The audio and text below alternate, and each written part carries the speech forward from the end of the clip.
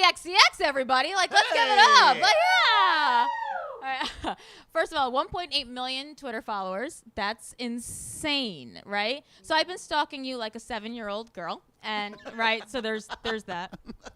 I noticed that there was a tweet that you responded to that really got my attention, and somebody said like there was a lack of like awesome pop music or something along, and you said, "Wait, it's coming."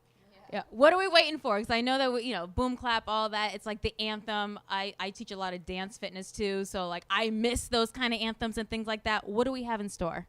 Well, I just finished up my album, so that's going to be coming out later this year, and I mean, the whole album is like a party record. Like, I just wanted to make an album that I could party to, basically. So I would say like 70% of the songs are about drinking champagne and 30% are about like making out with people after I've drunk the champagne. So it's a good mix. Fantastic album. Right? Yeah, right. Thank you.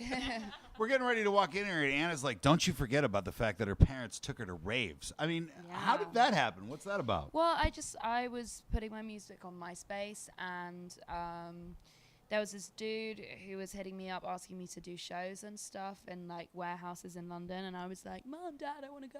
And they were like, yeah, this sounds really weird, so we're going to come with you. So they did, and that kind of kept happening for like a year. They would come with me to these raves and stuff, and I would play, and we would all like hang out till 6 a.m. and then we'd go home. Wait, but do your parents still go to the raves now that you're not around? They're like, you know what? Like Charli, she's over in America. Rub my shoulders. We're gonna hit that rave up. There's a good one now. I mean, I need water. I think that maybe they're like keeping it on the down low. Maybe they still do it. I don't really know. Who drops the name? Do they drop yours? You drop theirs when you show up? I have no. Yeah, I mean, I can't get into any clubs without my parents. So, yeah. One thing that I love about your style is that you're down for whatever. You know, you show up wherever, you'll play with whoever. Like, I mean, this party, for instance, tonight.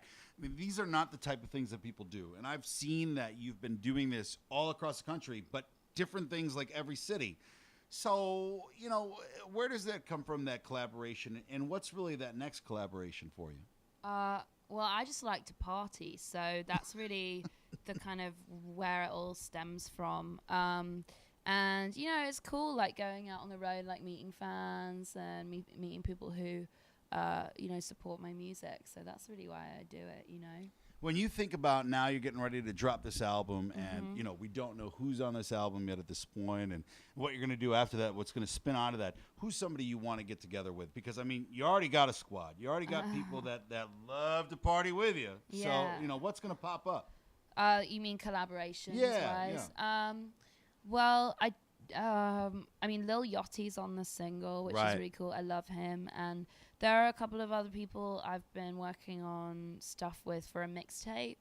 And there may be one other collaboration on the album, but I can't tell you who it is. I love the fact that it's not about let's make sure that these shares happen. Let's make sure that these likes happen, these retweets or whatever. Like, I mean, you're doing what feels good at the time. Right. The mixtape is where that buzz comes from, but nobody makes money off that.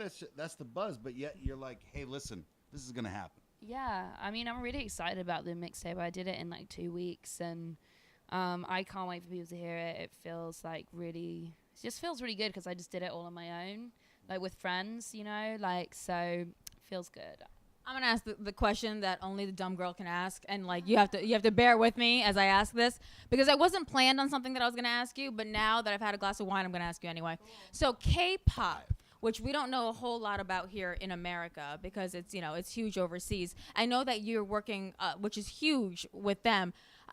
Do you even speak that language? How do you make music when you don't even understand the language? I actually haven't worked with a K-pop star. I've worked with someone who makes J-pop, which is Japanese pop music. Right. So I mean, I haven't worked with any K-pop stars, but with Carrie Pamu, who I recently worked with, massive. It's like, she doesn't speak a lot of English, and I don't speak any Japanese. So what do you do? I mean, it's like a lot of translators and a lot of like involvement from like the record label and emails and stuff like that. So it is kind of hard, like, to, I don't know. We just, when we were talking on Twitter, when we were DMing each other, we were just sending each other emojis. So They speak for everybody. Yeah, it they kinda speak for works. everybody, says Kanye. It's the universal language Right. is emojis. Well, Yeah. I mean, that's the thing. You get together with somebody that doesn't speak the same language. When you have music, you've got that thing. You're either going to make music or you're going to make out. I mean, something like that is going to happen, right? I mean, when you're hanging out with people that you can't speak the language with, you're going to find some common ground somewhere. Yeah, I agree. There was a tweet that I saw that everybody freaks out about. It was that you said, or I don't know if it was you or who initiated it, about the three of you guys, Carly Rae Jepsen, you and Lorde, making a girl band, which I saw. I was like, oh, like I'm into that. But then also, I know that you're really into being a feminist and having an all-girl background band, and like I am all about girl power. If you could put the dream girl squad together, who would it be? Well, yeah, I mean, I definitely think Lorde and Carly Rae would be in there. I'm really into Camila Cabello at the moment. Like, she's fire. And since now that I've said that, everyone's going to be like, oh, you're dissing Fifth Harmony, but I'm not. I'm into Fifth Harmony too. I just really like that song that she's on at the moment. The Bad Things, that song. She sounds so good on that. But I love all of them. So she would be in it, and then I don't know, like maybe like Marilyn Manson, can he be in it? Yeah. Wow. That just for fun. Wow. It's your girl squad. You can bring whoever you want. Wow. Marilyn Manson in. He's down to cross dress, I'm sure. He is down to do whatever. For sure. Yeah. Unbelievable. We're getting ready to go out right now for our first karaoke party ever, brought to you by Michaels Jewelers. Thanks to Charli XCX. It's going to be incredible. Let's do it.